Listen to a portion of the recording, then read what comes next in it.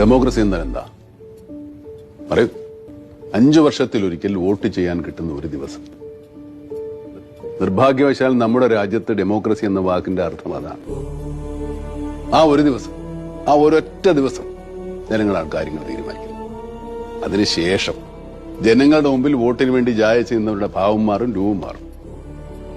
അധികാരത്തിന്റെ പരിരക്ഷയിൽ എന്തുമാകാവുന്ന 5 വർഷങ്ങൾ. ആ 5 വർഷം ജനങ്ങൾ അവരെ സഹിച്ചേ പറ്റൂ. അവരെന്ത് ചെയ്ത തങ്ങൾക്ക് തൃപ്തികരമല്ലാത്ത ജനപ്രതിനിധിയെ 5 വർഷത്തെ കാലാവധി തീരുന്നതിന് മുമ്പ് തിരിച്ചു വിളിക്കാനുള്ള അവകാശം ജനങ്ങൾക്ക് നൽകുക.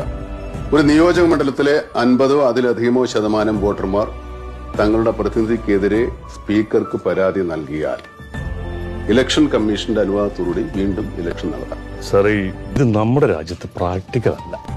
ആണ്, പ്രാക്ടിക്കലാണ്. നമ്മൾ അവതരിപ്പിക്കുന്ന ഈ ബില്ല് പാർലമെന്റിന്റെ 2 സഭകളും പാസാക്കി രാഷ്ട്രപതി ഒപ്പുവെച്ചാൽ മതി. താല്പര്യമുള്ള സംസ്ഥാനങ്ങൾക്ക് നടപ്പിലാക്കാൻ ശ്രമിക്കാം.